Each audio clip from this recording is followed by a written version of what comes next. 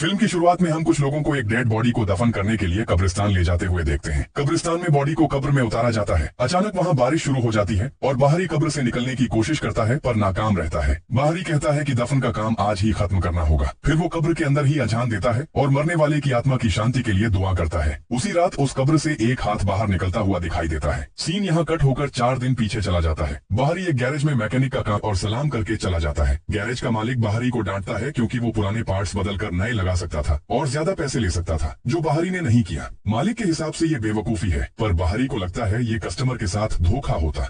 कफन में लिपटी एक लाश सीधा बाहरी के मुंह के ऊपर आ जाती है, लेकिन जब बाहरी आंखें खोलता है तो कुछ नहीं दिखता। खैर, बाहरी फिर सो जाता है। तभी बाहरी को रत्ना की चीख सुनाई देती। बाहरी उठकर बाहर आता है और एक कार के अंदर रत्ना को देखता है जो चेन से बंधी हुई थी। रत्ना बाहरी से बार बार बचाने की भीख मांग रही है। अचानक रत्ना वहाँ से गायब एक्सीडेंट दिखाई देता है। अगले दिन रत्ना की माँ उसे खाना खिलाने की कोशिश कर रही थी। तभी आसिफ नाम का एक आदमी आकर रत्ना की माँ पर भड़क जाता है। वो रत्ना को गांव के लिए एक बोझ बोलता है और उनकी फैमिली की बेइज्जती करता है। यहाँ तक कि वो रत्ना के पापा के पुराने कर्ज और सुसाइड की बात उठाकर माँ बेटी को भी सुसाइड करने की सलाह देता है। रत्ना की माँ शांति से जवाब देती है कि वापस आकर हसन से मिलता है। हसन उसे देखकर रिलीफ फील करता है। बाहरी बताता है कि वो रत्ना की हेल्प करना चाहता है। हसन उसे वार्न करता है कि गांव के लोग आजकल बहुत अजीब बिहेव कर रहे हैं और उसे अब्बाह से मिलने को कहता है। बाहरी वहाँ से अपने टीचर अब्बाह से मिलने जाता है। अब्बाह बहुत बीमार होने के बावजूद बाहरी को देखकर खुश होते हैं और उसे उसके फेवरेट खाने की याद दिलाते हैं। बाहरी बताता है रत्ना आकर उसे बोरो की हुई बुक वापस करती है। वो लैला मजनू के प्यार पर डिस्कस करते हैं। रत्ना कहती है कि जिस प्यार में सिर्फ अकेलापन और दर्द हो उसमें कुछ भी अच्छा नहीं है। फिर रत्ना बाहरी को बताती है कि अब्बाह चाहते हैं वो नए स्टूडेंट्स को किरात यानी कुरान रिसाइटेशन सिखाए। तभी असेप नाम का एक लड़का आकर रत्ना को शादी के लिए प्रपोज करता है और शादी से पहले किस करना जायज है या नहीं इस पर मजाक करने लगता है। रत्ना 3% में वापस आता है और अब्बाह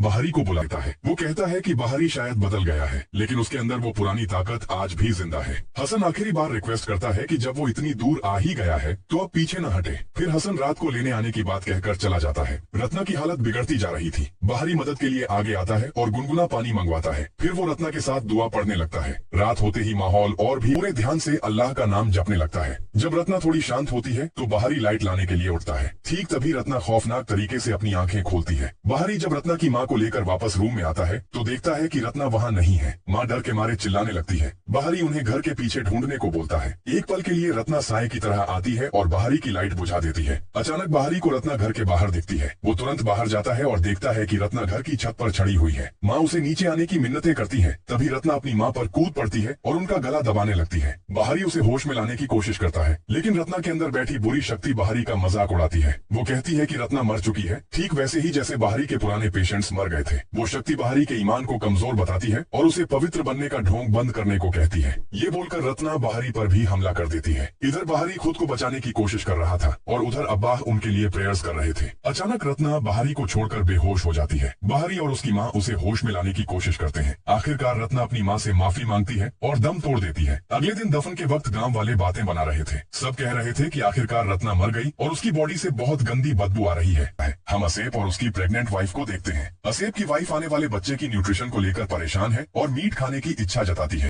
कहने को बोलता है और निकल पड़ता है। इसके बाद जैसे ही असेप की वाइफ वेल से पानी निकालने जाती है, वहाँ से एक सांप निकल आता है। सांप देखकर वो बुरी तरह डर जाती है और उसकी ब्लीडिंग शुरू हो जाती है। सांप को अपने पास आता देख वो किसी तरह रेंगते हुए किचन में पहुँचती है। ठीक तभी हम उसके पीछे रत्ना की लाश को देखते हैं, लेकिन असेप की वाइफ जब पीछे मुड़ती है तो उसे कोई दिखाई नहीं देता। फिर जैसे ही वो मेन रूम का कर्टेन हटाती है, सामने रत्ना का घोस्ट देखकर डर के मारे वो बेहोश हो जाती है। अगले दिन असेप अपनी प्रेग्नेंट वाइफ और बच्चे के लिए रोता बिलखता रहता है। वो कहता है कि वो किसी को नहीं बचा पाया। उसी वक्त दानांग आकर इस सब लिए सीधा बाहरी को ब्लेम करता है और जंगल की तरफ चला जाता है। वहीं पेड़ के पीछे रत्ना का घोस्ट छुपा हुआ था, जिसे बुरहान देख नहीं पाता। तभी रत्ना फिर से बुरहान को पुकारती है। अचानक रत्ना का घोस्ट बुरहान के पीछे दिखाई देता है। बुरहान देखता है कि कफन के अंदर से एक सांप निकल रहा है। ये देखकर वो डर के मारे वहाँ से भाग जाता है। इसके बाद दानांग मोटरसाइकिल के लुकिंग ग्लास में रत्ना का घोस्ट देखता है। वो डर तो जाता है पर खुद को ब्रेव दिखाने की कोशिश करता है। वो चिल्लाता है और उस बुरी शक्ति को सामने आने को बोलता है और फिर तरफ रत्ना की माँ कब्र पर जाती है और देखती है कि रत्ना की बॉडी आधी बाहर निकली हुई है। माँ बेटी की कब्र के चारों तरफ पर्दा लगा देती है। फिर वो अपनी बेटी के गुनाहों की माफी मांगती है और मदरसा